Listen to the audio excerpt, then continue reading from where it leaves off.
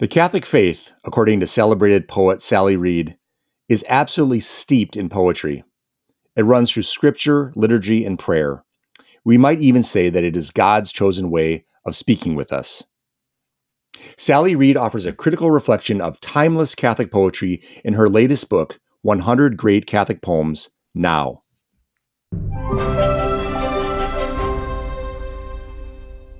My name is Todd Warner, and this is the Evangelization Culture Podcast from Word on Fire. Sally Reed is an award-winning poet whose first collection since her conversion from atheism to Catholicism, Dawn of This Hunger, was the fruit of her 10-year tenure as poet in residence at the Hermitage of the Three Holy Hierarchs. Sally's poetry has been recorded for the UK's Poetry Archive, and her writing in both poetry and prose has appeared in numerous publications and anthologies, including the Times Literary Supplement, the Picador Book of Love Poems, and Forward's Poems of the Decade. Her poetry has also been featured on BBC Radio, and episodes of her Radio Maria England show, Poetry for the Season, are available on Spotify. Since her conversion, Sally has written lyrics for the sacred music of Paul Flynn, and their songs have been performed by the Palestrina and Trinity College chapel choirs in Dublin. Sally has also written 2 books of nonfiction, Night's Bright Darkness and Annunciation, A Call to Faith in a Broken World, the latter of which was the subject of a short film by Norman Survey for EWTN Great Britain. Sally's work has been translated in 5 languages. Her literary memoir, The Merry Pages, is forthcoming from Word on Fire, and today we are exploring her great work, 100 Great Catholic Poems. Sally, welcome. Well, thank you for having me. Segment 1, An Unlikely Champion. On the first page of her memoir of Catholic conversion, Sally Reed writes, quote, "An Irish nurse taught me how to wash and wrap a corpse," close quote. What ensues is Sally's encounter as a young psychiatric nurse in a London hospital with a veteran nurse's loving gentleness, a sacred moment affirming the dignity of the dead and the possibility of a soul. At the time, Sally Reed was an ardent, Christopher Hitchens-esque atheist, and yet in 2010, she would come into full communion with the Catholic Church. So Sally, I know this is the subject of your extraordinary memoir. You and I spoke offline a little bit about Night's Bright Darkness, which I commend to everybody to read. It's not only a wonderful and riveting story of atheism to Catholicism, but it's a lyrical work. It's written with a poetic sensibility. So what I've just mentioned is the subject of that extraordinary memoir. Could you just tell us a little bit about what happened in that time with that nurse, and a little bit about your journey to Catholicism?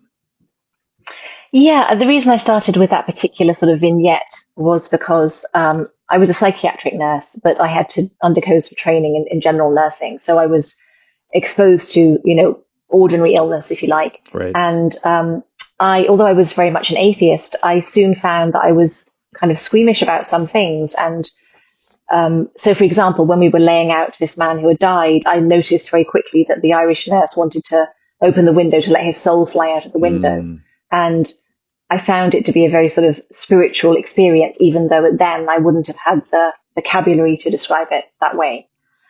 And the experiences that I had around that time, for instance, there was a man I was nursing who was in what we might call a vegetative state. He was completely unresponsive and was just being fed through a drip. Well, hardly being fed at all. It was just kind of sugared water. And I was told that, he would die, gradually die, as they were giving him this drip. And I felt that, rightly or wrongly, I felt that I could communicate with him. And I was just very aware that there were these lines that were very kind of black and white in the secular medical world. And Right. I felt very uncomfortable with a lot of it. So I didn't really know what to do with it at that time. But that time was important for me because I think that that period of my life as a student nurse showed me a lot of human vulnerability, and I was very vulnerable at the same time. And so when I consider my conversion, which happened in 9 months, it was just a 9-month period in 2010, when I was considering writing about those 9 months, which were packed with events, supernatural things, I felt I had to hearken back to that time in London when I was a student nurse and a nurse, because I believe that was the time when, well, it was certainly the time when I kind of broke down the most in my life. I was the most vulnerable. And I think that was the time when I wanted God to come to me, and he didn't. So it's kind of interesting for me to look at that now and think, well, he didn't come to me then, but he was still watching and he was waiting, and to see how he's kind of prepared me through the years for this sudden conversion where in the space of 9 months, I literally went from absolute atheist who hated the church to somebody who was desperate to be received into the church. It was just the exact right time. That's an amazing story. Do you, it's interesting. I practice medicine, and I know that after years of medical school training and residency and so on, and so much reading and so much diving into the pathophysiology and the pharmacology and so on and so forth, once you actually enter the patient's room, you take that fund of knowledge and you're going to use that as a scaffolding upon which you're going to make good decisions, hopefully for your patients. But you realize humanity and the human condition is a lot more messy. And so I imagine that a lot of the kind of the concepts that you were raised with, you've spoken about your father's perspective about faith and some of the disdain that he kind of sort of described and emulated to some extent. I imagine that some of the experience as a psychiatric nurse, sort of knee deep and elbow deep in the human condition, sort of was the beginning of the seed of faith to say, boy, the practice of engaging human beings and what the human condition is quite a different story than the actual theory. Is that a fair thing to say from your experience? Yeah, and I think, to be honest with you, I think I was always a poet. I was a poet before I was a nurse, and I think that I was, in a sense, I was the least likely candidate to become a nurse. So, I went in there with the mindset of, human beings are fascinating, and I want to help. So I think people found me a real pain, to be honest, on the ward. I was always putting spokes in the wheel. I was always trying to do things outside the box. I was a big fan of Ronnie Lang, R.D. Lang. The psychiatrist who was a bit of a rebel, shall we say, who thought that, psychiatric illness was basically trumped up by the doctors, and that, depended on the culture, etc. So I had a philosophical outlook when I went into it. But I think that what it taught me was, well, it kind of, I think I got very burnt out, essentially. Yeah. And I think that I really loved my patients a lot, but I realized that my boundaries were very permeable at that stage. And when I was nursing people, it's a very strange thing, but I would kind of think that I was them, not in a psychotic way. I was over identify with them. And it became, when things fell apart with my father dying and my personal life, it just became untenable to stay really in that profession. Although I always intended to go back to it, but then life had other plans. Right. Or God had other plans. Can you say, so kind of again, from that kind of that ardent atheist perspective, ultimately to a devout Catholic and an ardent convert, if you will, in 2010, can you say a little bit about what is it about a convert's passion? Because you clearly have that, and you clearly discuss that in your book.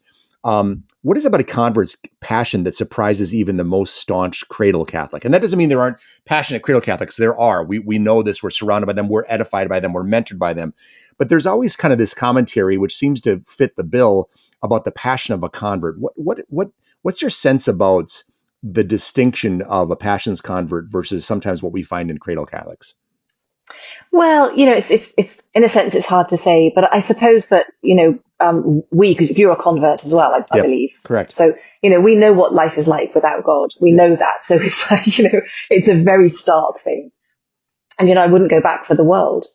And I think that perhaps more converts have lent on other things as their crutch. Yeah. So with me, I lent on, well, probably relationships and also poetry. Like for me, poetry and literature, that was what I used to save me. That was my kind of raison d'etre, was to write and to read. And I thought that, literature really could save people. And the thing is, it's awful when you rely on something like that, because although literature seems very noble and fine and unproblematic, it's not like alcohol.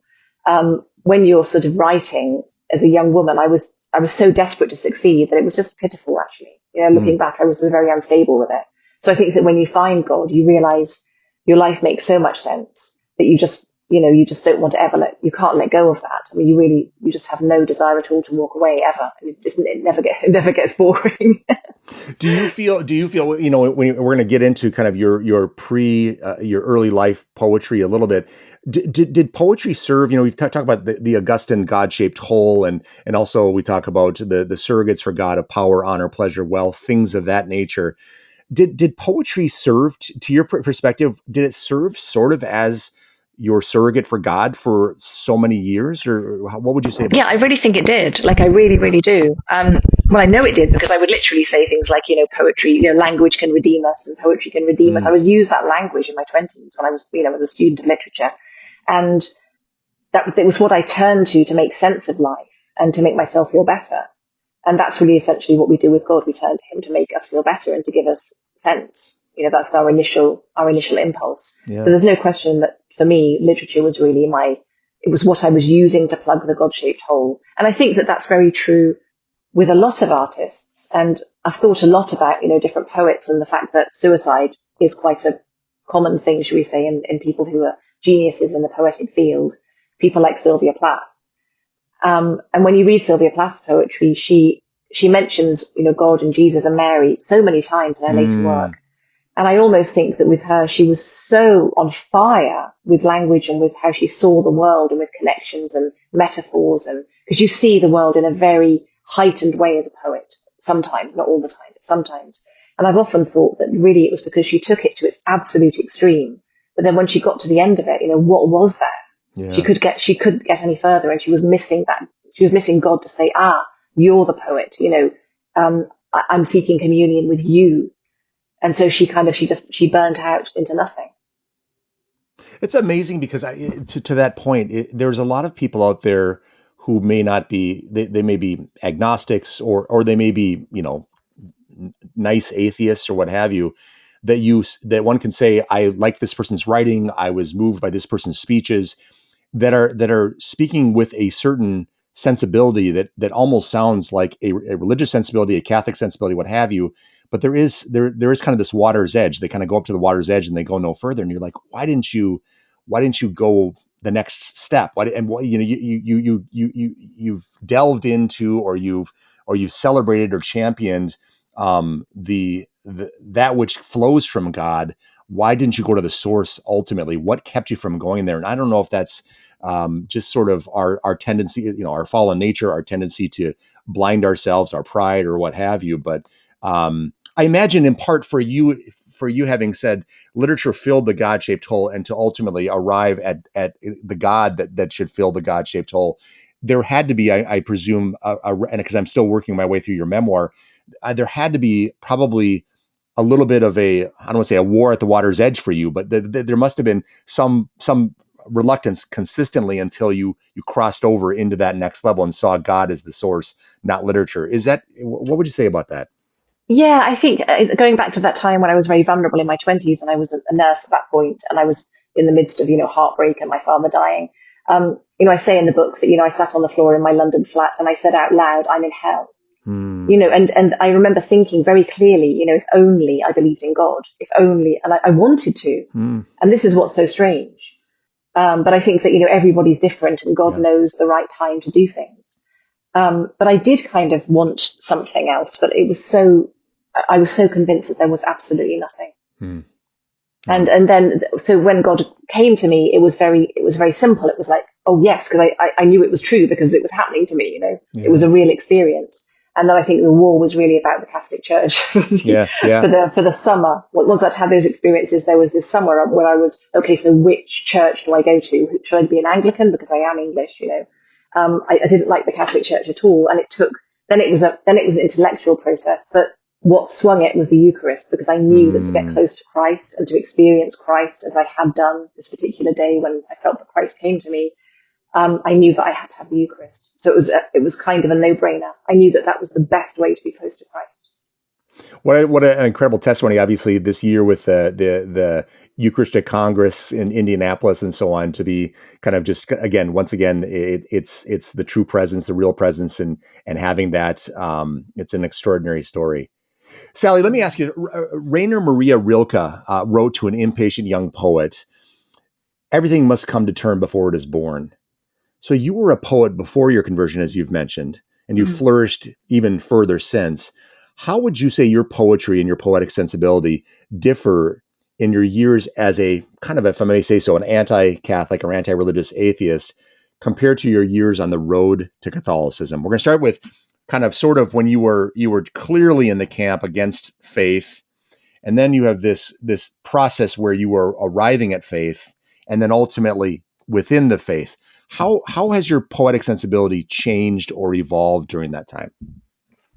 Well, I think it's fair to say that my early couple of books, I was very much, I mean, I like a lot of what I wrote, but there are two things. One is that I was very much in an ideological school of not being able to sort of think about the transcendent, which I found very stifling. I was aware of that very much. I felt like there was a kind of a ceiling that I couldn't break through.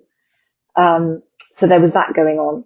But strangely enough, actually, in my first two books, there are a lot of poems that reference the Virgin Mary. Like, it's really staggering. There are two Annunciation poems, and there are several other poems where I mention the Virgin Mary. So I think that the seeds of the conversion were already there.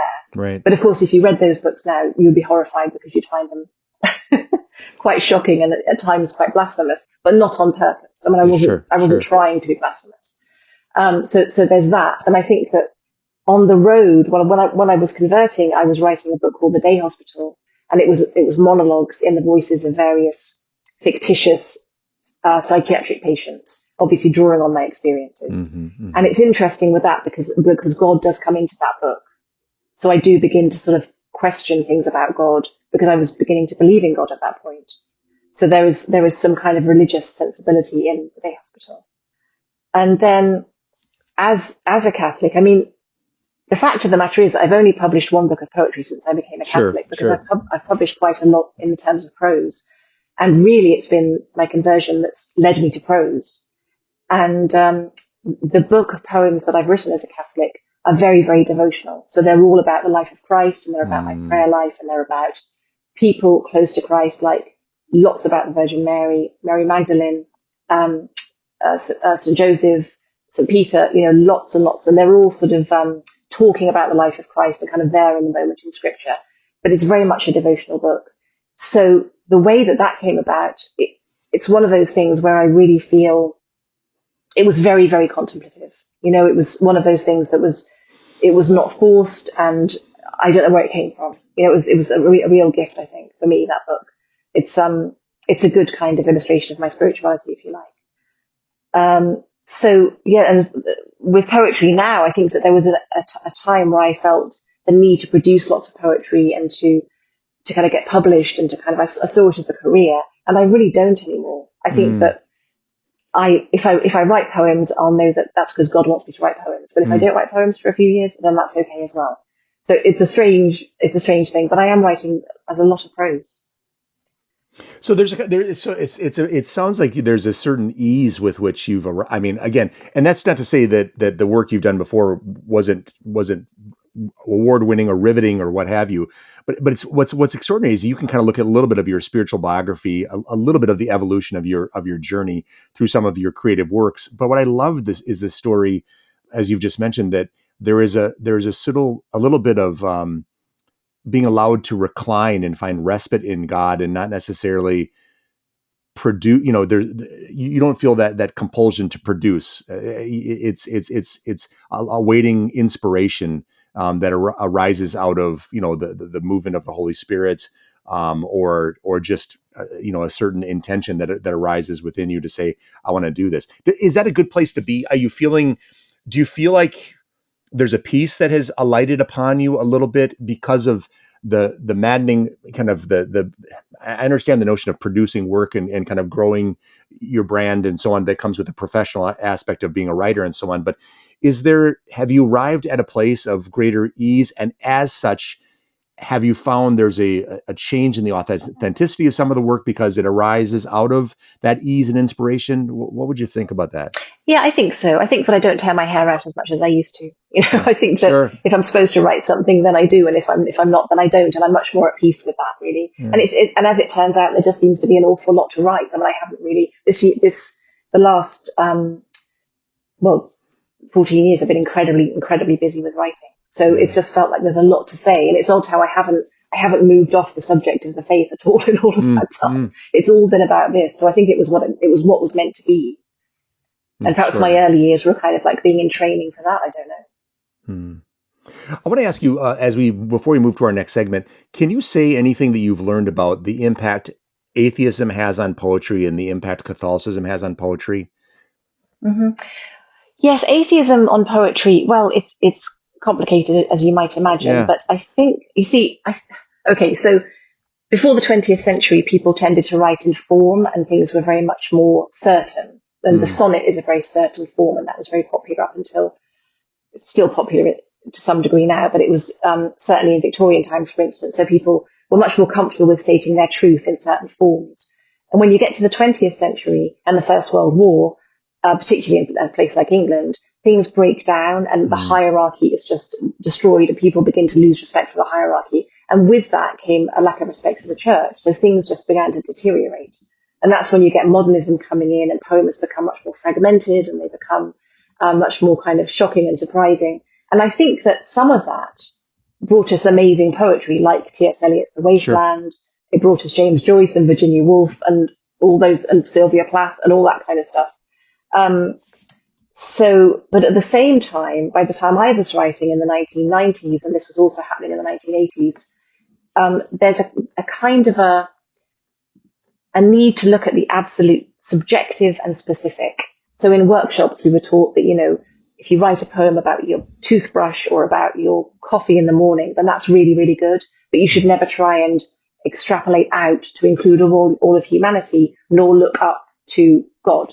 I mean, those things were said almost blatantly. We were told, don't mention the soul. No, like it was all kind of scoffing. Don't mention God. So I was very frustrated with that actually, but I couldn't put my finger on why. I just felt like, I can't bear these poems that are just about kind of concrete things. They're just so dull. Yeah. And there are poets, and there were poets that work against that.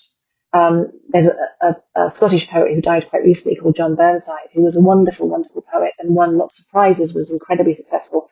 And his poems, they really do deal in the spiritual, but they're not formally religious in any sense at all, but he was always kind of alluding to the spiritual and looking beyond things. And there are poets as well in America that do that. So I think that atheism has had in some quarters, it's had a kind of a drying effect on poetry, because once you shut off the transcendent, then you're robbing poetry a lot of what it's supposed to be about, because poetry has always been a mystical and a sort of prophetic art. It's well said, and you made me think for a second there. Saint Basil. There was a time when these young Christians were approaching Saint Basil and asking him, is it heretical of us, or is it wrong for us to be reading the pagan philosophers? Does it run the risk of corrupting us because they believed and they were brilliant philosophers, Plato, Aristotle, what have you, but they either they worship pagan gods or maybe none at all or what have you. Are we at risk for corrupting? And Saint Basil, in so many words, basically said, you are to be like the bumblebee that alights upon flower after flower and takes only the nectar that it needs and leaves the rest behind. And it strikes me that it sounds from what, and I'm familiar with Plath and Eliot and their works and so on. And I know there have been a number of things, and obviously T.S. Eliot is a complicated figure who ultimately arrived in the Anglican Church and so on. And some of these, people who have written great poetry never arrive at a place of faith. And yet there are aspects of the work that they produce that you're like, this may be going in the wrong direction. But then there are other aspects you're saying, is there some nectar I can draw from this while I leave the rest behind? It can be edifying to me. In this respect, it can enhance my faith. It can speak to this aspect of the human condition while I don't have to wholeheartedly endorse all the aspects or all the styles or all the undertones or anti-religiosity that might come with that. Is that a fair way of us not throwing the baby out with the bathwater when it comes to great but complicated atheistic works of poetry? Oh, definitely. I really do think so. I mean, I'm very uncensorious in that way. I mean, I read widely, and it doesn't matter to me if a writer is not religious. And I think that there is so much religion in so much literature that, I mean, Anne Sexton, who was a contemporary of Plath's, who is a poet, and she also killed herself, by the way, and she so nearly converted to the Catholic faith. I mean, she had this correspondence with this monk, and she was so drawn to the faith, and she wrote beautiful poems about God towards the end. So, there's no way that we should throw people like that out. I think we should read widely, and, unless people are kind of there are certain authors that I avoid because I think there's just something very, well, I don't want to say evil, but Yeah, there yeah, are some very violent works out there, and you think, well, I don't really want to go near that. But there are plenty of writers who aren't Catholic who I read, and I still feel they have something to say to me. yeah. You know, even Martin Amis, for example, who I'm always talking about Martin Amis, who I think he was just a fantastic writer and very funny. And actually, he wasn't completely closed off from religion or the transcendent. He would speak to Christopher Hitchens and say, like, "Are you sure there's nothing there? Because this is actually quite important." You know. Yeah. And even Christopher Hitchens. I mean, I mean, he's not a poet, but there are I think Christopher Hitchens was very witty, and he had a lot of insights that I'd say, yeah, you're spot on that. But I at the same time, I think you're dead wrong about religion, you know. And Yeah. so to the point is, and again, I think there's some strains in the modern world that forget that, you know, we're called to kind of go forth and make disciples of all nations, but we're to engage in that. We're people that are supposed to engage we're in the street where life is gritty. And again, I think, you know, God is present in the world, in his dignified creation, in his dignified children, and so on. And how do we see those echoes of God, or how do we see those bright manifestations of God everywhere we look? How can we find it? And it's funny because I was actually talking, I don't know why I was talking about this to my wife this morning, but I was thinking about the Chesterton story about he would debate almost anybody in his winsome, wondrous way. But at the same time, he stepped away from the Satanist who was so utterly convinced of darkness and convinced of, you know, my evil is your good, and so on, that he basically said, this is not, this is, it's such a dark place. Kind of like what you were saying about the violence of maybe a particular poet that seems to be bereft of any edification, that he basically said, this engagement will yield nothing but kind of tearing me down, or corroding me from the Yeah. inside. This is not a Yeah. good faith engagement on any stretch of the imagination. And Mm. one has to say, how does one evangelize, et cetera, et cetera. We can get, that's another podcast. But to the point that I think there are echoes of God, there are glimmers of God, there are sparks of God in so many extraordinary works across the landscape. And truth, goodness, and beauty is everywhere. The issue is to find it and to utilize it in the process of growing in our faith and helping others grow in theirs. Is that fair to say?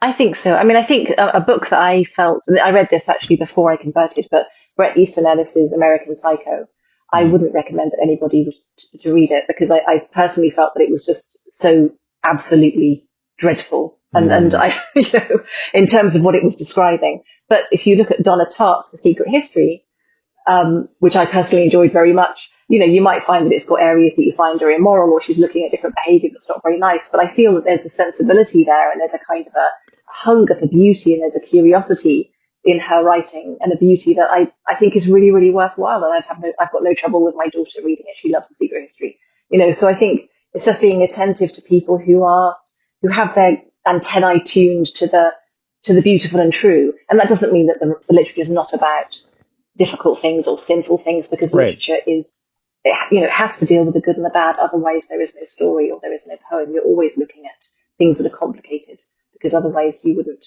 enter in there, really, would you?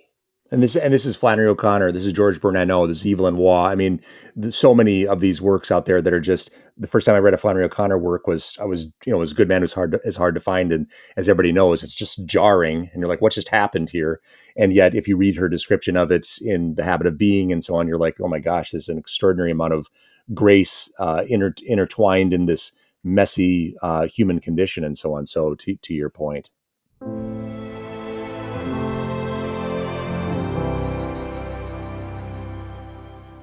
Segment 2, Leading with Beauty.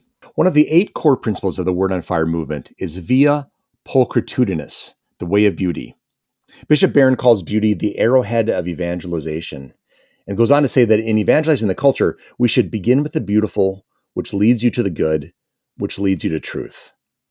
So, Sally, would you agree with Bishop Barron, and why or why not?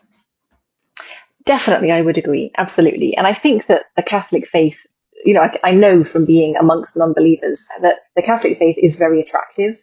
And in terms of the art, and in terms of the music, and in terms of the poetry, it's enormously enticing. I remember my brother said to me a long time ago, if you're going to become religious, then be a Catholic because they do it the best, I can't remember why he said that to me, but he did a very long time ago. And, I think that people become, obviously they're attracted. I think that there are great truths in the arts to do with God because God enters into the arts and God inspires music and God inspires literature and God inspires, all of the arts. So I think that it's fundamental. And I think that many people they're brought closer to God through music, for example. I mean, there are parts of Beethoven and Bach that are so sort of divinely inspired that people say that it's the closest they get to an experience with God. And I think that that's very true. And also in the Mass, if there's a beautiful Mass, it's much easier to pray. Whereas if you go to a Mass, which sadly I do sometimes, where the singing's out of tune, it actually becomes very difficult to pray because, prayer is all about the rightness and the beauty, isn't it? So, it's all very, very interlinked, I think. It's funny because as you say this, it makes me think as a Catholic convert, and I remember going with my my fiance or my girlfriend fiance, then she became my wife, to Catholic masses, and there was something startling to me. Not only the beauty and the solemnity of the Mass, there was a sense. There was also just a sense about what the Eucharist is that I had never encountered before. As a former Lutheran, I never really quite understood it in the same way that the Catholics had. But there was also kind of a reminder that this is not all about me. This is about God. This is about worship, and something about turning a person in a society that and a tendency as a young man pointing to myself and, oh, look what I'm doing, and so on and so forth, pointing away from yourself and pointing towards God. And then when you're not, and then also pointing towards God, pointing towards the service you're supposed to give to others. The Catholic Church, again, wrapping you in beauty, immersing you in solemnity, and inviting you to engage with Christ in the most intimate fashion through the Eucharist, ultimately, which I took in my conversion. It just changes everything. It changes it changes your perspective about who God is in your life, who God is in the world, and you become smaller, but becoming smaller, you become bigger. So it just seems that that's kind of a little bit of what you've been saying here as well.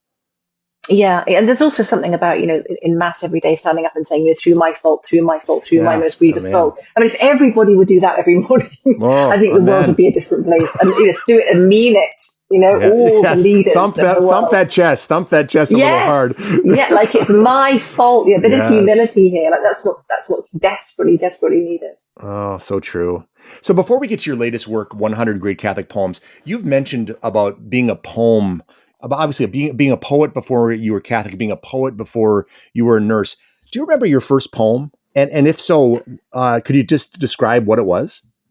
Well, I mean, I've been writing sort of all the way through my teens and childhood, so like I can't really say. But I know my first good poem, and that was a kind of a poem about a relationship. It was called Night Visit, and that was my first kind of one where I knew that it worked. I knew that I'd done it right. Relationships are very much my meat and drink as a poet, so I wrote a lot about relationships and about death. I was kind of the sex and death, Yeah. Yeah, compelling. I mean, everybody wants to. These are compelling topics. Could you say a little bit about your budding realization that you were called to compose poetry? Well, gosh, I mean, I suppose I was writing poetry in my early 20s, and I suppose it was when I moved to London and I was nursing, I was reading more and more poetry, and this was long before I wrote the poem that I felt was good. I don't know, I just felt I was relying on it more and more, and I thought I can do this. And I guess I realized I wasn't perhaps supposed to be a nurse forever. And I just began to write and write and write. And I really, really wanted to do it well. So it was very much a conscious thing. And I began to, I remember my boyfriend at the time brought me lots and lots of contemporary poetry because I was only reading people from sort of earlier in the 20th century, and Yeats and Keats, the Romantics. And he said, I've got to be dragged kicking and screaming into the 20th century. So he got me, Sharon Olds, who, if anybody knows anything about contemporary poetry, Sharon Olds is a New York poet, and Adrienne Rich, and, kind of brought me up to date. And at first I loved Sharon Olds actually, but I was shocked at how musicless or unmusical Hmm. some of the contemporary poetry was at the time, because some of it was very leaden. There was no form, but the free verse didn't have the music that you need for free verse. So I was quite shocked. But then it was really Sharon Olds that made me think about the body and writing the body, because there's a whole school of French feminism called écriture féminine, which is about women kind of using their physicality and about their natural rhythms to write things that are very physical and sensual and instinctive. So there's a bit of feminism for you in there. So I took that on board, and my writing was always very, and it still is actually very, very physical. It's very much of the body. It's about the sensual experience. You know, I said this offline, but as we get into 100 Catholic poems, your treatment of the poems, the 1.5, 2-page, I don't want to say unpacking, but an unfolding of, or a perception of this poem and some aspect of it that's meaningful. It is such keen writing. It is so, you can tell it's, I mean, there's if I may, I don't know if it's a word for this, but it's very visceral. It struck me that I could read a description of a poem that I'd be half asleep, halfway through the page. And that's anything but your descriptions of these masterpieces. So I'm going to get into that in just a few minutes, but when you talked about the sensual nature, the physicality with which you approach poetry, there is a sensuous or physical or visceral aspect of even your descriptions of some of the works that are in 100 Great Catholic Poems, which I think does them such a good service.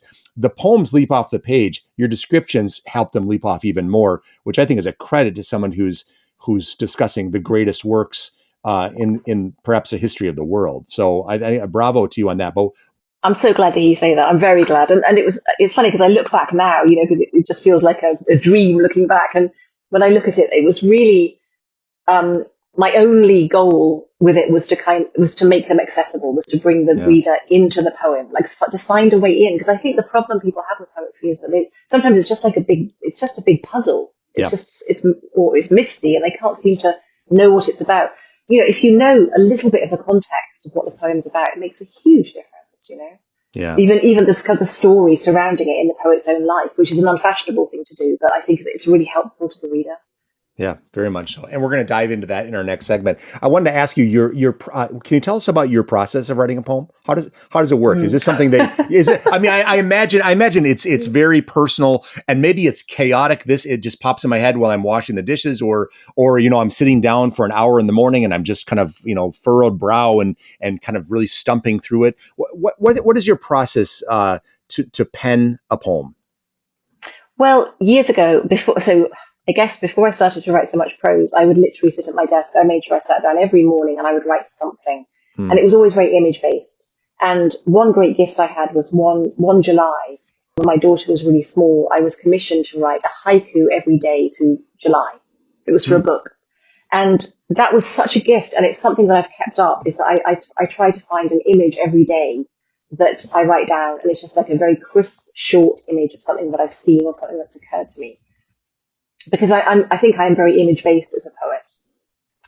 So there's that kind of going on, which is about the technicalities and about the kind of working that muscle.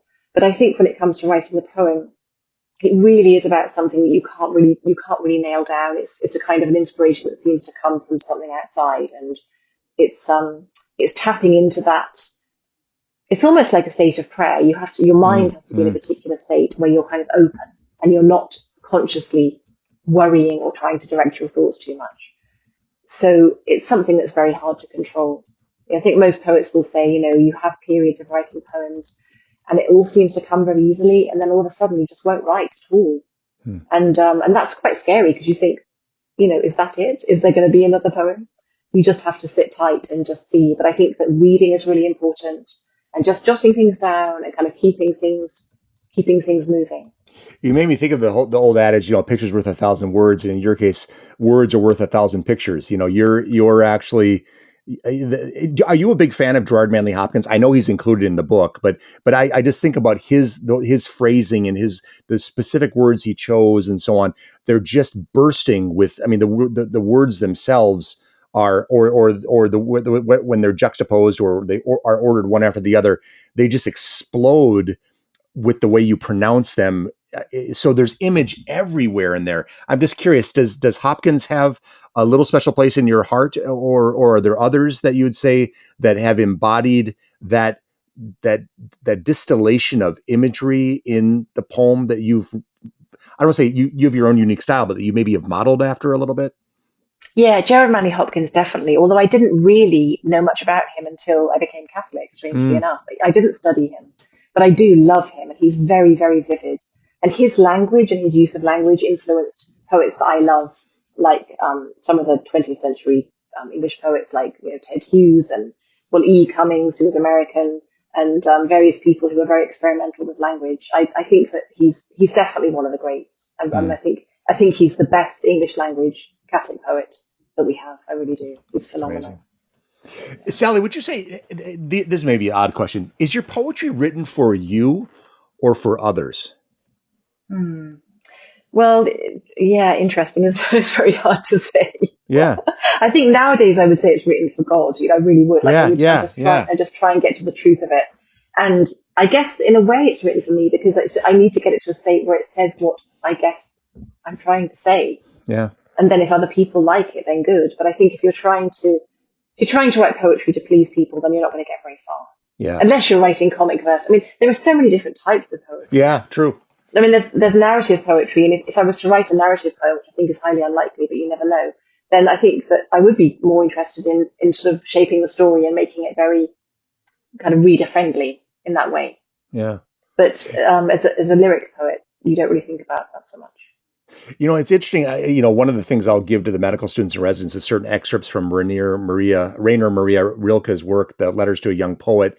And to some extent, if those who aren't familiar with the work, it's a young poet who is writing to this kind of established and well revered German poet, Rainer Maria Rilke. And basically, this young poet's effectively writing and saying, how do I write poetry? How do I become better? And so on and so forth. And it struck me that some of his advice was relax, come into your own. Like I said before, everything must come to term before it is born. You strike me as you're describing your style, who you're writing for, the way it comes about. When I listen to what you're describing right now compared to what you said you were like in your early years, there was kind of the, I don't want to say competitive, but the striving, the young woman in a hurry kind of, and celebrated and doing well. But it seems again that there's been a certain, and maybe this is just something that comes with age and experience and being, chastening with faith and so on and so forth. It seems you've arrived again at a little bit of a place that Rilke was imploring the younger poet to arrive at, which is it's going to be okay. Almost don't overdrive this car. Don't overmanage this. Allow the inspiration to infuse and to happen, and some of your best work will come. Am I characterizing it fairly? Yes, I think so. I do. And I think that it's very common that with the young in particular to kind of really push things and kind of work and work and want things to happen. But it's also very typical of our world today, isn't it?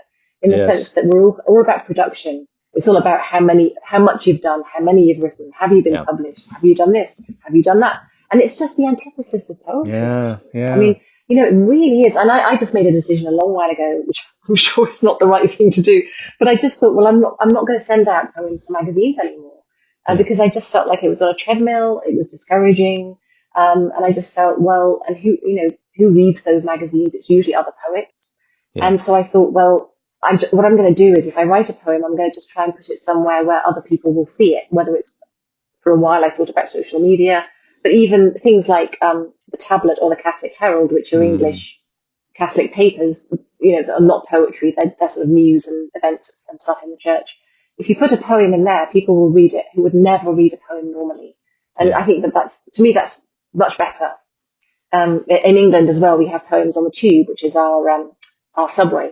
So as you're sitting there, you can read a poem as you're traveling. And to me, that's where poetry should be at. It should be out of the kind of the incestuous world of where everybody's writing poems and just publishing each other and reading each other. Because Right. although I guess I should qualify that and say that of course that has its place, because that's how people learn and that's how people develop and that's how people go on to do other things. So But I guess I've kind of done that, and I don't really feel that I want to do that at the moment. Yeah. Although it's on the cards, I may send out some poems to magazines. Yeah. Having said all of that, There's always an exception. In case any editors are listening, I may end up doing it again. Well, you're worth publishing. So anybody who's listening, they know and they should know that your work is as a gift. Well, without the magazines, poets would have nowhere to go. Everyone begins in a magazine. Yeah, they do. Yeah, as long as you keep publishing with Evangelization Culture, I'm happy. So let's just leave it at that. So, Sally, in your opinion, I'm asking you some grandiose questions before we get to the book, but is there a purpose to poetry? And do you think poetry can serve as an arrowhead of evangelization?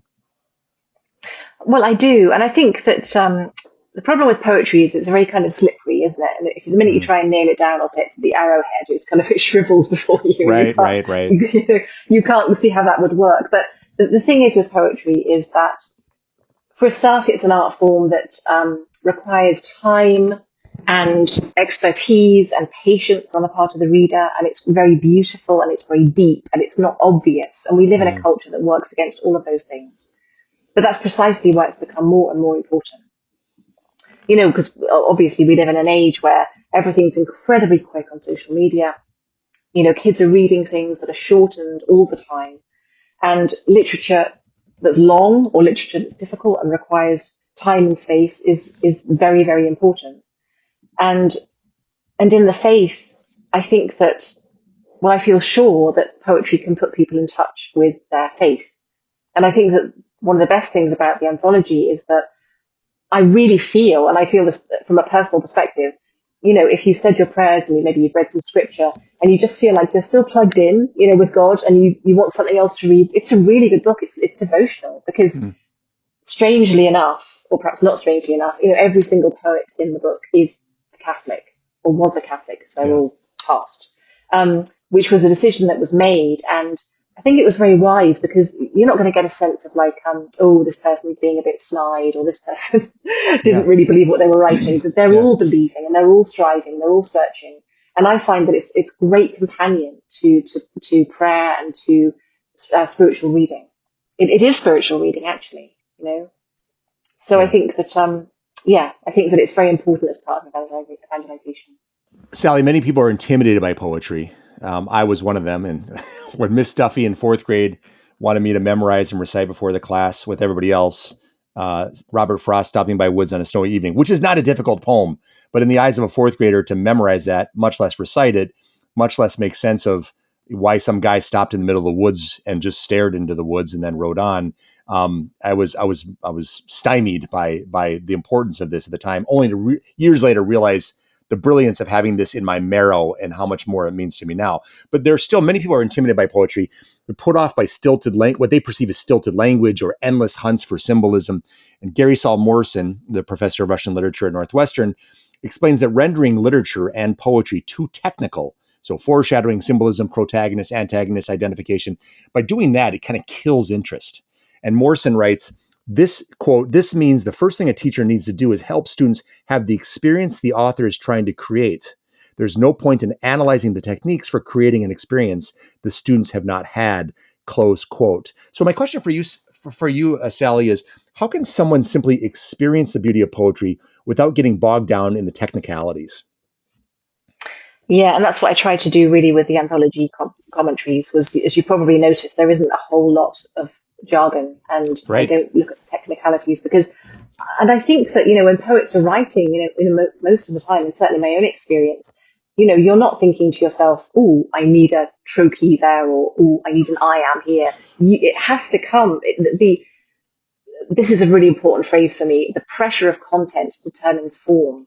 So it's what you're writing about that determines the shape of the poem. And you can't deal with that in a clinical way. It has to come from something that's very deep inside you.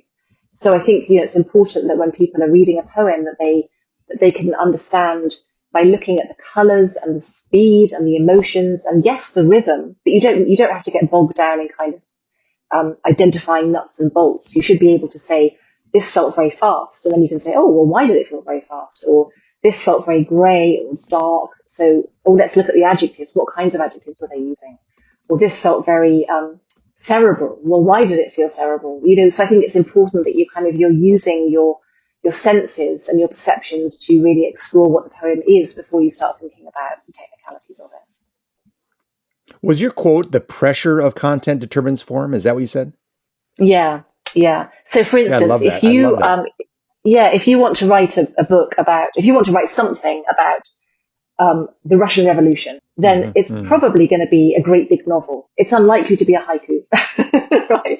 So that's putting it very simply. And if you wanted to write down an image that was like this crystal clear image, you'd write a haiku. You wouldn't write a novel. So, and it's one of the things that my uncle, who was a writer, he told me this, and it's been the most invaluable piece of advice I've ever been given, because once you know what that seed is, that kind of mitochondria that's powering the thing you want to say, let that shape how you say it.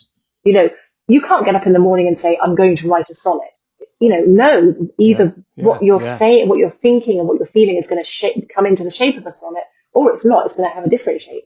It might be long and thin, or it might be fat, or it might be wordy, or it might be not. You simply don't know. It has to be the content that determines how it looks. I really love that. Because that notion of that it's a visceral feel to it that, again, sometimes one can they can overthink, become overly cerebral, become overly programmatic in terms of writing or reading poetry, as opposed to just experiencing it. I'm going to probably borrow this inappropriately from Ludwig Wittgenstein, who said, "Don't think." He says, "Don't think, but look." To some extent, again, if we come into a patient's room, we came in with preconceived notions about what their chart said and how this patient is presented in the past and what the nurse said as they walked out and so on and so forth. And you walk in there, and just by the look of the person and the feel of what's going on, within a few seconds, you can reroute, okay, wait, something else is kind of going on here. Likewise, like you're describing, if you're composing a poem or reading a poem and you look, or AKA feel, it's a different experience than if you're just thinking. Is that an okay thing to say? Yeah, I think it's all about your experience, and this is what we're falling short of, I think, in the world now, is we're not experiencing things firsthand so much. And I know just what you mean about the medical profession, by the way, because it's about being able to have a hands-on approach. And to me, it's no good if you're going to have consultants look at you through a screen. They're going to miss so much. It has to be kind of hands-on. It's about all the senses, and it's the same with a poem. It has to be. You have to read it aloud. You have to kind of hear it, and you have to engage with it in a very open way. And there isn't one answer, and ChatGPT won't be able to tell you what it means. Well, it probably will try, but it's just not a good idea.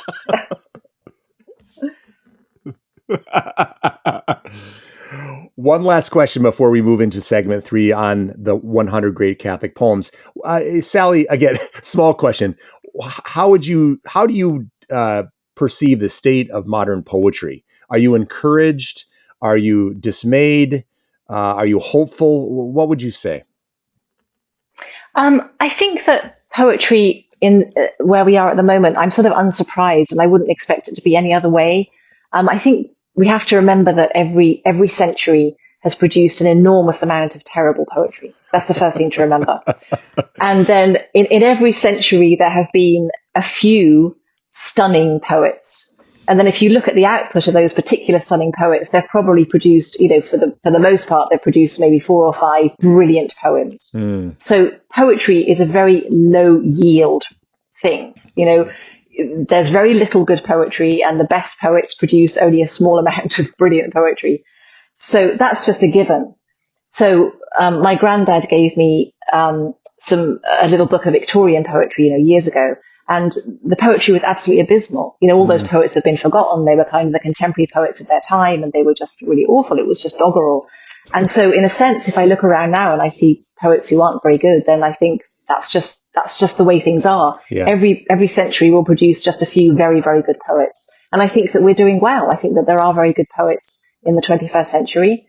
I think that there's some very bad free verse being written, but there's some very good free verse being written. And I think that there's some very bad form being written, but there's some very good form being written. So to me, it's kind of where I would expect to be. That's just the way it goes. People will write, and there'll be a lot of stuff being produced that isn't much cop.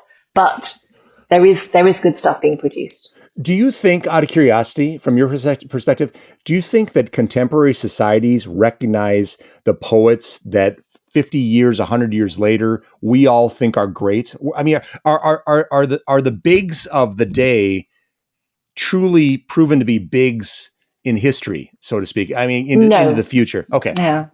No, yeah, definitely not. Like, I mean, Robert Southey was a poet who was the poet laureate in England, and he's since very much looked down on. Lots of poets who were very successful in their time. Oh, there are many Victorian female poets who, L.E.L., various women poets who had great success in their time, who I would say now are not particularly rated at all. Gerard Manley Hopkins was not published in his lifetime. Right. Or hardly. Right. I don't think he was at all, actually. So, it's time is a strange thing. Lots of poets come into their own once time passes. Yeah. It's interesting. Hi, I'm Todd Warner, Managing Editor of Evangelization Culture, the journal of the Word on Fire Institute. Word on Fire is a global evangelical community that exists to provide our members with the resources they need to proclaim Christ to a secular culture. Our award-winning quarterly journal, Evangelization Culture, is offered exclusively to Word on Fire Institute members. It's a tangible representation of our mission and goal to lead with beauty in order to bring others to the knowledge of truth. Inside each issue, you'll find writing from premier scholars and inspiring pieces on literature, culture, and daily life from fellow missionaries on the journey to know and serve Christ. Get a copy of the current issue of the Evangelization Culture Journal for free by visiting wordonfire.org/journal. Thank you, and join us in bringing Christ to a hungry culture.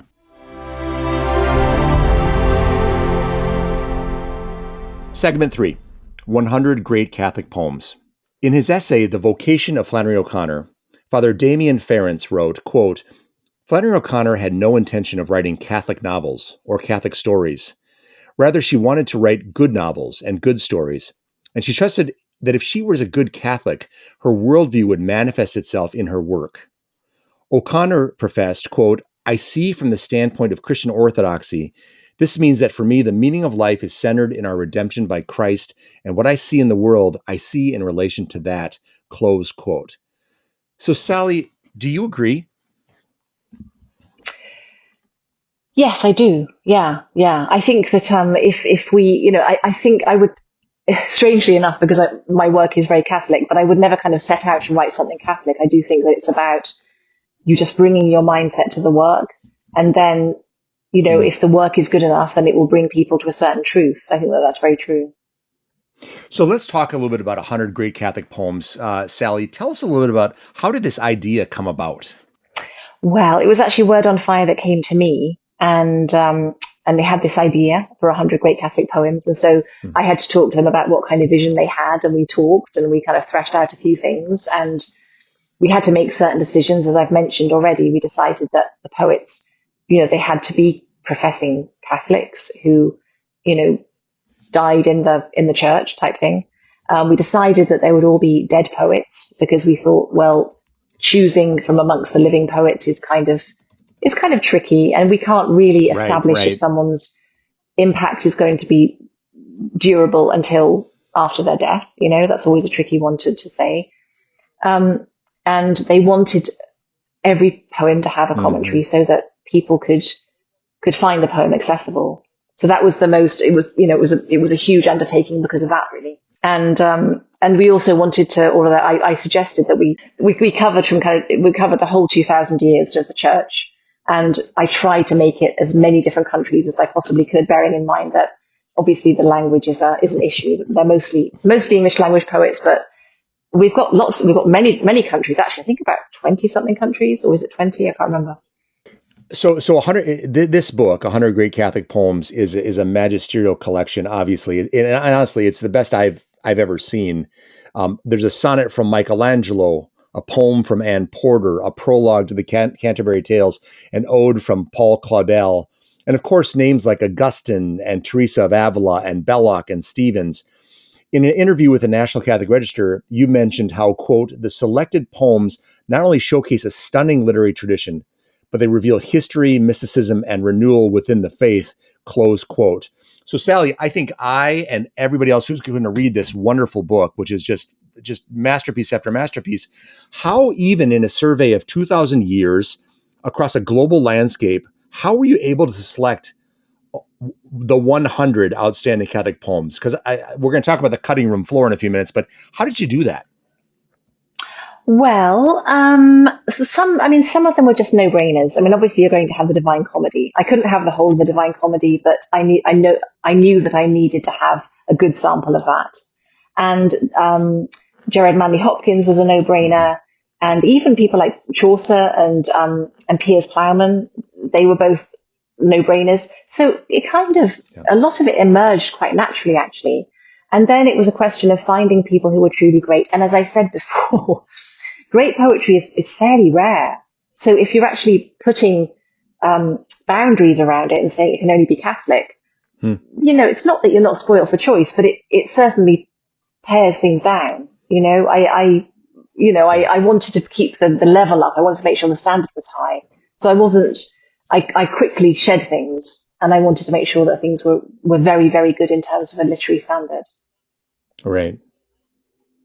And as I said, I looked around different countries, and I deliberately kind of searched out poets and poems that perhaps we wouldn't have heard of because they're not in our curriculum at school, etc. Yeah, very good. So, Sally, would you mind reading a favorite poem or two to us so people can get a sense about what is included in the book? What are one or two that really moved you to place them in the book? And then maybe you can say a few words about, what these poems mean and how you hope they'll impact your readers. Yeah, so this poem is actually one of my favorite poems of all time anyway. And I first came across it in my 20s. And it's Irish. It was written in the 8th century.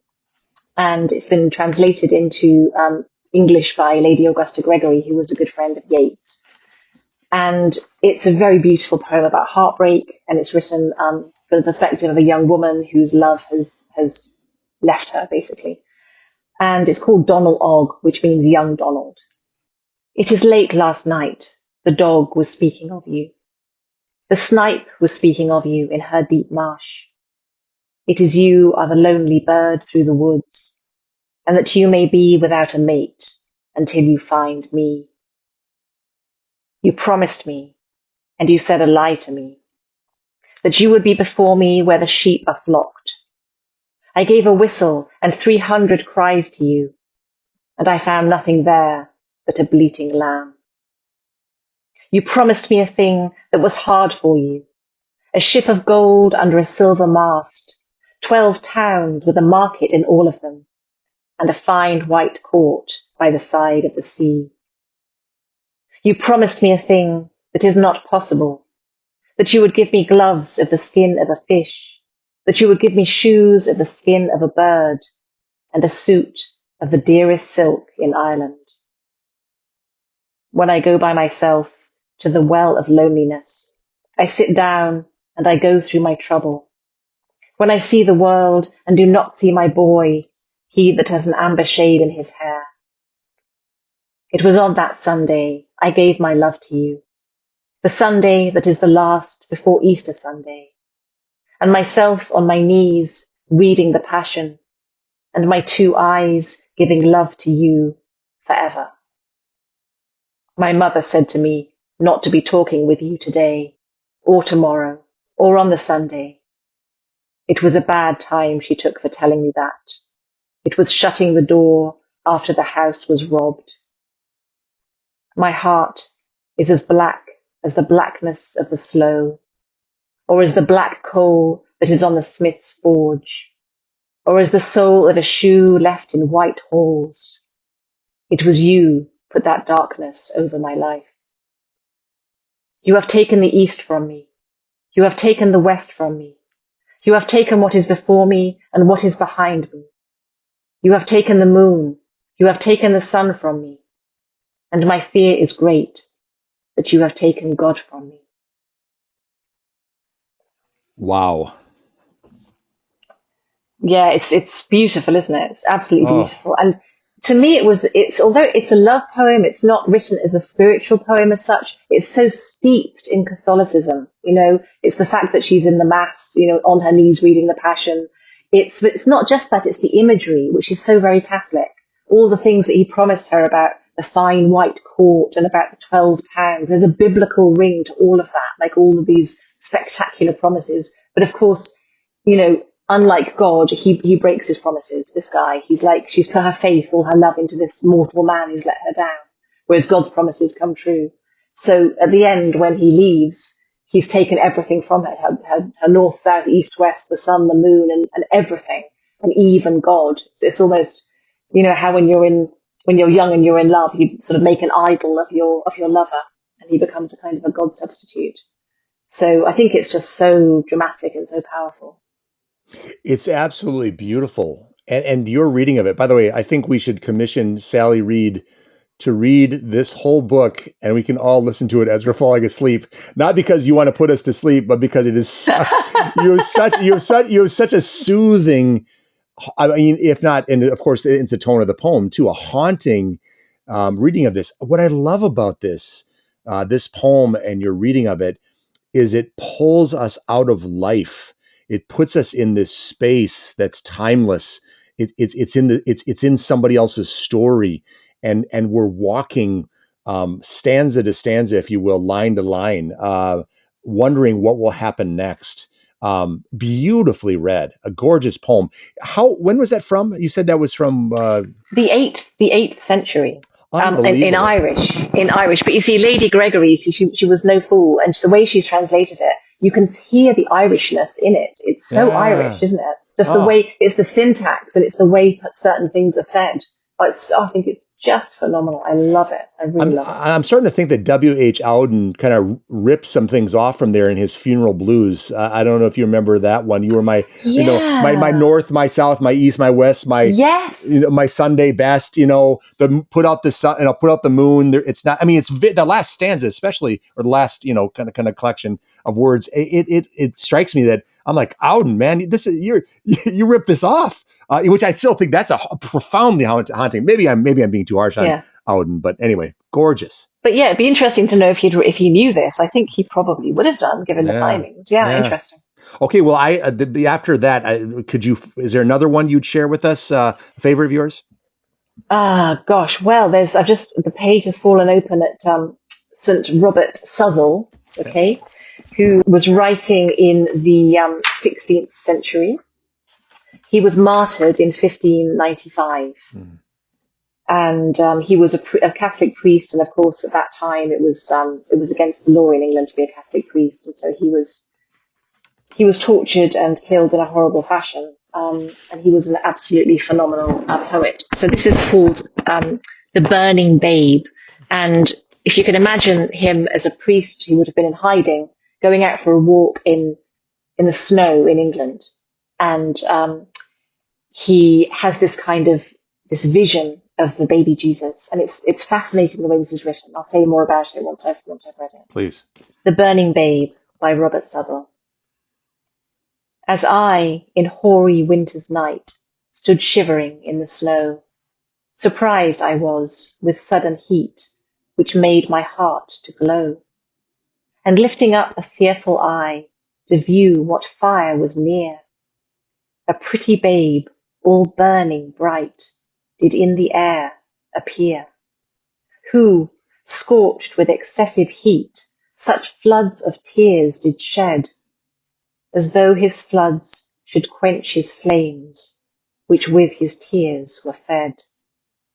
Alas, quoth he, but newly born, in fiery heats I fry, yet none approach to warm their hearts, or feel my fire, but I. My faultless breast the furnace is, the fuel, wounding thorns. Love is the fire, and sighs the smoke, the ashes, shame and scorns. The fuel justice layeth on, and mercy blows the coals. The metal in this furnace wrought are men's defiled souls, for which, as now on fire I am to work them to their good, so will I melt into a bath to wash them in my blood. With this, he vanished out of sight and swiftly shrunk away. And straight I called unto mind that it was Christmas Day. Extraordinary. Yeah, and it's so extraordinary because it's amazing how he gets the infant Christ sort of and the passion all in one. This baby Jesus is literally going through the passion, and the fire is the fire of his love. He wants people to warm themselves at his fire, but it's also the fire that will transform us and kind of purge us and purify us. So these are extraordinary images here, I think. It's so, so powerful. You know, the devotional quality, you've mentioned this about where your poetry has sort of arrived at, the devotional quality of the works you compose. I read this and I'm drawn. I'm listening to this, especially as I listen to it. I'm reading it as you're reciting it, and I feel drawn closer to Christ. I feel the pangs of a suffering in my life. I feel the hunger and thirst for a God who sometimes seems out of reach, and then just when I'm not certain he's there, I'm reminded exquisitely that he is. It's extraordinary that somebody so long ago, going through so many difficult things, could put pen to paper, could have the wherewithal to put pen to paper and to speak so eloquently and so keenly to something that I know and you know and others know in the 21st century. It does speak to the universality of the human condition, the hunger for Christ, but also the timelessness of Christ's profound gift. Is that fair to say? Yeah, absolutely. And what is really striking is that so many poets in this book had such a hard time. They were martyrs. They were people. I mean, there's a poem by Edith Stein, who was killed in the Holocaust. Saint, I should call her by her proper name. I was reprimanded for that recently. Saint Teresa Benedicta of the Cross, isn't it? Yes. And yeah, all these people, they went through such terrible things, and yet they were drawn closer and closer to Christ. I mean, St. John of the Cross, who was locked up and abused by his confreres, he still managed to write these amazing poems, and God just seems to come closer and closer. That's the sense you get through this whole book, is that God is God's presence and God appearing in the most incredible ways. Okay, one more selfish request, because I know I'm going to record this and then play it in my AirPods when I fall asleep. Could you read? It's page 267, God's Grandeur, and then just reflect a word or two about Gerard Manley Hopkins' masterpiece. Okay. God's Grandeur by Gerard Manley Hopkins. The world is charged with the grandeur of God. It will flame out like shining from shook foil. It gathers to a greatness like the ooze of oil crushed. Why do men then now not wreck his rod? Generations have trod, have trod, have trod, and all is seared with trade, bleared, smeared with toil, and wears man's smudge, and shares man's smell. The soil is bare now, nor can foot feel being shod. And for all this, nature is never spent. There lives the dearest freshness deep down things.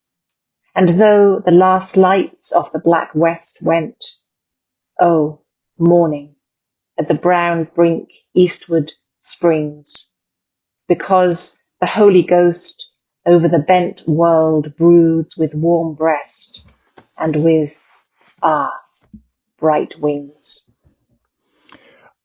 I hope that segment of you reading that gets snipped and put on Spotify and has 10 million subscribers. It's all down to Gerard. well, there's a sensible reading of it as well. It's an exhilarating poem, and it's an exquisite read, Sally. So some thoughts on this poem. Well, this is lovely because, Gerard Manley Hopkins was a very sensitive guy, as we know, and when he was writing, it was the beginning of the Industrial Revolution in England. So, people were beginning to shift towards towns, and there was sort of machinery going on. And Jared didn't really like stuff like that as much. He was very sensitive to nature.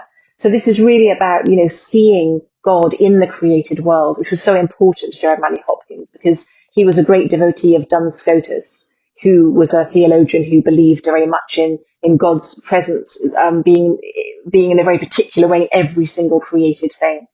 And so he sees God in the world, and he says that, we're becoming too detached from it, where we can't even feel the earth beneath our feet, and we're so intent on toiling and being tired and weary, and kind of, I suppose it was the kind of the invention of those machines that were so loud, and so it must have seemed almost demonic, as Yes. William Blake said about, Yes. as he said in Jerusalem, But he says that, despite all of that, nature is never spent, and nature will always speak of God. And he has this incredible image of the Holy Ghost bending over the world and kind of protecting it with bright wings. So it's so beautiful. And Hopkins really believed that every single tree and every single flower and every created thing had its own particular essence, had its own particular reason to be in the world. And that's what we're all called to do, is simply to be what God created us to be. But it's everything. It's not just holy people. It's not just you and me. It's literally every created thing. So he's such a special person and such a special poet. So for those who are listening, what you're hearing obviously is the reading of masterpiece works, but also Sally's incredible insights on them, and so in the book, accompanying each poem is a consideration of what the poem means, how it was crafted, why it matters. And again, Sally, I'm not trying to build you up too much, but you deserve it. You're not only a sublime poet, but you're a keen expositor of the timeless and oftentimes vexing works. And so my question for you is, again, because as I said, reading the sort of the unpacking of these works as we moved through this book, they're scintillating descriptions, and I'm wondering, where do you derive your insight from on these works, and was it a lot of fun, or a lot of work, or both, for you to write them? It was a lot of fun, actually. It really was a lot of fun. And of course, as I said in the introduction, I can't know everything about 2,000 years of poetry. Sure. Obviously, there are some things I know more than others. And so what I would have to do is, every couple of days I'd be getting up and thinking, okay, who's next? And I would be on the internet, listening to documentaries and watching videos and reading and researching and talking to people and ringing people up. And it was really, really fascinating. I learned so much. There are certain things that I had no knowledge of before I did this, Piers Plowman being one of them. Yeah. Gregory of Nazianzus, all kinds of people I really had to get to know in a particular way and really explore their work. And it became, just fascinating. Yeah, it was really, really good fun. Yeah, I was going to say, it's almost, and I know there's more than one from some of these people, so I can't say 100 friends, but it's almost like you've made 100 deeper friendships in this process, or 90 deeper friendships, by immersing yourself in the lives and the other works and so on. My only request right now is, I hope there's going to be another 100 great Catholic poems that will follow this. I don't know if that's in the works, but I can see if I can agitate within Word on Fire. Would there be another? Let me ask this: would there be another 100 great Catholic works or Catholic poems on the cutting room floor that you're like, yep, they're ready? Or would that be a tougher collection to put together? Well, I think it could be really good. That's all I'll say. I think it could be really good. Yeah, I like it. You and we're conspiring. Yeah. We're conspiring. I like that. The other thing would be prose. Are there excerpts from 100 works of Catholic prose out there, or what have you? But it's a remarkable collection. Let me ask you this: two final questions for you, Sally. You've been very generous with your time. What has it been like collecting and revisiting these poems for you? I mean, you've just described, the joy of the immersion, but would you say it's been is this unique compared to all the other endeavors you've undertaken? And again, how so? It has been unique. I've never done anything like this before, and I was daunted. I won't lie. At the beginning, I was very daunted. I thought this is going to be so difficult. Yeah. And I was, almost scared. But actually, it was just pure joy. It really was pure joy. And it seemed to get easier as I went along, just to know what, because once, as I do an introduction, I quickly define my terms. What is a poem? What is a Catholic poem? And what is a great Catholic poem? And once I'd done that, it actually became quite easy. Once I knew what I thought about various things. Like I had a big dilemma about whether to include certain poets who I thought, well, they wouldn't make it in the traditional literary canon, like Thérèse of Lisieux. Should I include her? And once I'd made up my mind about that, I was like, I know what I'm doing. I begin to understand what this is all about. It's about, spiritual greats who then use poetry in a certain way. It's also about history, but it's also about just phenomenally good poetry, because we really do have the world's best. We have Shakespeare, who I argue is a Catholic, so he's in there. We have Dante, we have Jeremiah Hopkins, we have Thomas Merton, we have, Robert Southwell. We just have so many, St. John of the Cross. I mean, really, really world-class poets. So it didn't feel like I was, some anthologies, when you begin to have a criteria, you begin to lower the bar. And I didn't ever feel that the bar was lowered. I think it really, really stands out as a fascinating and extremely, as an excellent selection. I really do think that. It really speaks to the notion that since you had set pretty firm, appropriately firm criteria for what constitutes a Catholic poem or a Catholic poet, it really speaks, again, well, reinforcing the beautiful works of literature that the Catholic Church can brag about, or the Catholic faith can brag. I mean, not that they're bragging, but it's once again, it's we want music. We've got Mozart, we got Michelangelo, artists. We've got the stories of the saints. Now we have, again, not that it wasn't known before, but to have this all pulled together and with the criteria you just described, it's just another showcase of the incredible gifts of poetry that have been done by Catholics, and in part in the name or in the spirit of Catholicism. Final question I want to ask you, Sally. How has your faith been impacted by this journey in putting these poems together and then putting your reflections on paper regarding these poems? Well, I think it's been helpful, because I think I can see how the poets, how faith and poetry are very interlinked, and how, as I say in the introduction, poetry is really the sister of prayer. And you can see how, for all of the poets here and all the poems here, it really is a way of letting God in and a way of expressing God. So it felt very, very prayerful, and it does. It felt prayerful to write, and it feels prayerful to read. So I feel very pleased with it in that way. And that's the other thing that really sets it apart from so many other anthologies. It's there's a kind of a holiness about it. But it's not all heavy either. We've even got Joyce Kilmer's Trees, that famous poem about trees. There were some lighter poems by Chesterton as well. But nevertheless, there's this kind of feeling all the way through it that it is very reflective, and it's very kind of edifying, to use an old-fashioned word. It is edifying, and I hope not heavy. I don't think it's a heavy book. No, in that sense, it's heavy literally in weight, because it's a very substantial volume, but it's not heavy to sort of pick up and think, oh, this is boring. I think it is entertaining as well. No, it's so yes, to say it has strengthened my faith, and I found it to be a very faith-filled endeavor. Sally Reed, Catholic convert, poet, champion of beauty as the arrowhead of evangelization, and editor of 100 Great Catholic Poems. Thank you so much for taking the time to talk with us. It's been a pleasure to spend this time with you. It's been my pleasure. Thank you.